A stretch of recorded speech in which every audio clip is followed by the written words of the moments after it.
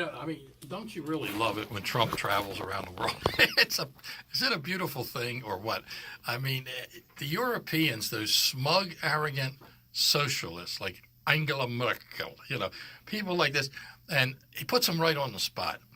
You're freeloaders. I mean, we are paying 2/3 of the NATO budget, which is like almost $1 trillion. It's our boys and girls over there that are defending these socialist, arrogant elites, and they're griping because he's pointing it out. Now, other presidents have pointed it out, but they didn't have the savvy or the guts to point it out publicly so the whole world would know about it. They would go behind closed doors. Would you please give us some money? I mean, you're supposed to be paying 2%. You're not paying anything. Now, NATO, the North Atlantic Treaty Organization, was a wonderful idea that came under the Truman administration, a Democrat administration. Beautiful idea to offset a third world war in Europe and, of course, the growing Soviet Union. And it's been very, very successful. It's one of the greatest ideas that the United States ever came up with. And they have been freeloading. So President Trump, who's a straight shooter, tells it like it is. He tells the whole world that they're freeloaders on who the American taxpayer. We're paying. So now he comes away with some success. They claim they're going to do the increase in all of this that they're obligated to do, and they're going to do it quickly. He said, I don't want to wait 4 years. I don't want to wait 10 years. No, I want it now. So it's a success story. He accomplished what he wanted to accomplish. The radical left media, of course, he's bullying our allies. How can he talk that way to our friends? Why doesn't he talk that way about Putin? Well, now he's going to see Putin. Now, and I loved the baby Trump. Did you see the baby Trump floating up there? You got to give the left credit. I mean, for one thing, they are all nasty, ugly people, but they know how to create ideas to attract attention, and they know how to do signs. They're wonderful with signs. And they have the floating baby Trump, this big fat baby in a diaper. It's a beautiful thing, I got to tell you. And so it was so successful, they're now sending it to Helsinki, I think. It's going to Helsinki. They deflated it, and they're going to send it to Helsinki when Trump meets Putin. And they're going to float it there. They're so proud of baby Trump. Well, we're talking about it. So anyway, they have all these dumb signs about Trump. It's all the whole left. They said they had 250,000 people or 1 million. Who knows? When the mayor, this is the mayor of London, Mayor Khan, who is part of the problem in London with all of the Islamic issues over there. He's part of the problem. He's considered to be a moderate Muslim, which is fine, but he doesn't like Trump. So he gave them all the permits they wanted, and every leftist in Europe, you don't think this is just London leftists. Boy, let me tell you, they were riding in on their bicycles, on their Euro passes. They were crawling along the highways and byways of Europe to get there to have that party in the streets of London.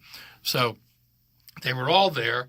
And I don't know if they can do it in Helsinki. Helsinki is a little more, in Finland, it's a little more of a conservative country. I don't know if they'll let them run around with their barriers and do things. But Trump is going to meet with Putin. And, Trump is scared of Putin. He has videos on Trump. Trump is now some idiot from the New York Times. Now, we're supposed to respect the New York Times, right? So one of their reporters goes on MSNBC. Is that a combination that scares the hell out of you? MSNBC and New York Times. So I don't know if he was on with crazy Chris Matthews or who he was on with, but this reporter said that he thinks Trump is a secret agent, that Trump in 1987 went over to Russia and they brainwashed him or shot a needle in him or did something to him and made a deal and photos of him doing evil things with Russian women or some kinds of nonsense. And basically what they said was that Trump is now currently a secret agent for Russia. And that's why he doesn't say anything bad about his master, the KGB General Putin. Now, no. I mean, he has taken every one of Putin's boyfriends, girlfriends, and friends and given them sanctions. He's taken all their money and frozen all their money, right? He has just put, for the first time, heavy weapons, big guns, big tanks into the Ukraine for the Ukrainian army to take on the Russian pet monkeys that they have in there, their phony army. He is battling with the Syrian Russian forces. We killed, what did we kill, 155 Russian soldiers in a battle in Syria a couple of months ago. And he threw out all the Russian diplomats.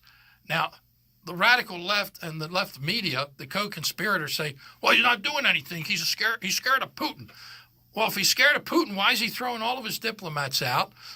Why is he sending heavy armor to the Ukrainians? Why did he take on and have our great soldiers, our great special ops teams go in there and kill 155 of Putin's soldiers in a battle that they started and they didn't finish? We finished. Why is he doing all of these things? Sanctions, taking money. Let me tell you, it hurts when they take your money, okay? And these billionaires that are part of the oligarchy of the Putin team, he's got all their money. And I bet he's got some of Putin's money.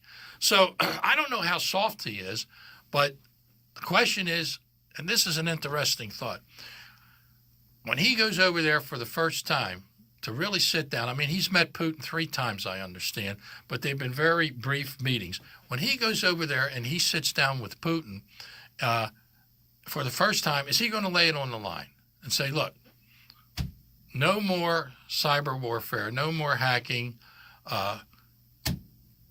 get out of Syria, get out of the Ukraine, and if you don't stop making trouble, I'm going to sanction you so bad that Angela Merkel will feel sorry for you, okay?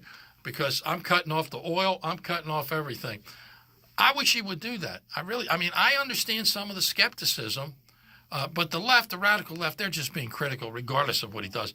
I mean, if he went over there and hit Putin over the head with a baseball bat, they would say he didn't swing hard enough, But I do understand some of the skepticism. But Donald Trump is a hard person to figure out as to how he says and does things. If you want to read a great book, if you want to understand how Trump operates, the book Let Trump Be Trump, which is out right now, it was written by Corey Lewandowski, who was his first campaign manager and is very close to Trump, and by David Bossie. David Bossie was his campaign chairman and a very big advisor to Trump, and he's from Maryland. David Bossie's from Maryland, and he's the Maryland Republican committee man. So this book takes you right into the back room and tells you about Trump's personality and how he does things. So I have confidence in him. Let me tell you, would you feel more comfortable with Barack Obama sitting down with Putin or with Donald Trump? I never saw a big fat baby floating balloon of Barack Obama. My God, the ears would have been massive. The ears would have been massive.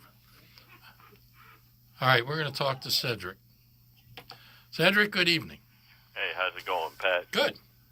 Look, we're going to have to figure out a way to start chipping away at Ben Jealous's popularity amongst black folks, because this guy is steeped in racial politics. He come from the NAACP. He was the president, yeah. Mm-hmm. Yeah, he did some embezzlement or something, and he got thrown out of there. You know that, right? And I was not aware of that. Yeah, I believe. I don't remember it, but I believe that's what happened with him. I might stand to be corrected. Somebody might call in, and somebody might check it out. That happens, right? But what I'm saying is if we don't start on this guy early, it's gonna be at our own peril, because he's gonna come in there and he's gonna use racial politics at its best. I mean, he's going to yank on everybody's. Well, Cedric, you're 100% right. It's a very important point, because he outraced a man with a lot of experience in politics, Rushern Baker. He outraced Baker getting the black vote, and he really did well. Now, here's the thing. My advice to the governor would be exactly what you're saying.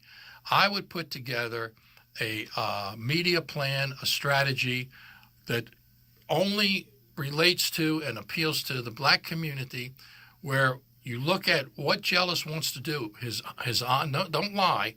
his real intentions, his real agenda, and put that together as to what impact that would have on the black community, how that would affect the black community in a negative way. I'd put that on black radio stations. I'd put it on television. And as you point out, I would do that early. I would undercut him early. Yes, because what our problem is as Republicans, the problem we have is that we're very logical people, and we're really smarter than Democrats. I mean, we could just be honest. I'm just be honest. Well, I think the radical left has no brain whatsoever. I mean, I believe they're insane. Right. So our arguments are always based in logic. Their arguments are based in emotion, and we have to figure out a way to tap into the emotions of some of these low-income voters, either black, white, wherever they are, wherever they exist. We have to learn to. Yeah, that's a key. That's a key voting segment, including the white Democrats who are more moderate and conservative. But I'll tell you an interesting thing. I got some notes here. If I can get into it later, I'll try to do that. But within the Democrat Party now, it is going so far to the left, the establishment Democrats are getting all shook up. Chris Coons, the United States Senator from Delaware, came out and made a statement yesterday that the radical left is going, he sounded like a Republican. He sounded like Fox Television. He said that they are going so far to the left, they are damaging our chances of winning the so-called blue wave, which doesn't exist. California just had its elections. There was no blue wave turnout. A Republican actually got into the runner-up position for governor. But the fact of the matter is, this is a established United States senator, and others are now joining him, saying that the moderate part, or the liberal, even the liberal, which is now the mainstream of the party, the radicals are destroying our chances of winning the Congress, the House of Representatives. And it's called the, I got it here somewhere, it's the centrist movement or something. So, they're done. So they're very worried. Now, this party could fracture. This party, you could wind up having a third party at some point where the moderate Democrats have had enough. But they can't. Look, the only election they really won was that young guy that ran for Congress, and he defeated that Republican. I think it was up in Pennsylvania. Yeah, but he ran on Trump's issues. Yeah, Connor Lamb. He ran basically as a Republican. Absolutely. Connor Lamb.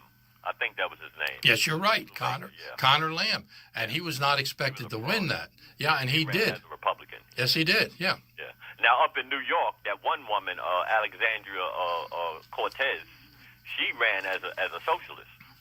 So what they have in the party of the Democrats now is they have the Democrat Socialists of America that are controlling that party. And Tom Perez, you remember him? He used to be here. I know him very well. Yeah, she said she's the new face of the party. Well, so, Tom Perez is as radical as they get. Tom Perez was down at the inauguration of Hugo Chavez when he became the leader of Venezuela. Tom Perez is a best friend of the Socialist Communist Party of South America. He is good friends with Maduro. He is as radical left as you can get. His father was a radical leftist in Central America. I think Tom is from Honduras. I'm not sure. But he is way out in left field. We've got to fight these people, Pat. We have to fight and we have to win, because if not, we're going to have to move. And nobody wants to just pick up their 2 minutes heartburn. Move. Well, I'm telling you, Baltimore County's in big trouble because Olszewski is Ben jealous. I mean, they are clones. Yes, and they're gonna promise everything. They're gonna give you the whole store, and we have to be prepared to debunk that, because that is an emotional argument that's very, very hard to defeat. You can't defeat that argument with logic and numbers and graphs. It won't work. You have to give these people an alternative. Well, you saw what happened. I mean, in the state of Maryland, the Democrat Party, they had 600,000 votes. Yeah. Hogan had 200,000. That's very scary numbers. But the fact of the matter is, Ben Jealous beat a very popular established county executive in Rushern Baker, and Johnny Olszewski beat a very popular state senator and a woman, county councilwoman. That's a lot. That's saying a lot. It's dangerous. Dangerous stuff. We're dealing with dangerous stuff, Pat. All right. Thank you, Sid. Appreciate it. On. Yes. Yeah. That is, you think about that. In the polls, Olszewski was way down. And when we come back, I'm going to tell you how he won it, okay? I haven't said that. How much time do we have, Ron? We got about 30 seconds. All right, so when we come back, I'm going to give you my thoughts on how Johnny Olszewski was able to win the Democrat primary over Jim Brochin and Vicky Almond. I'm Pat Mcdonough. We'll be right back.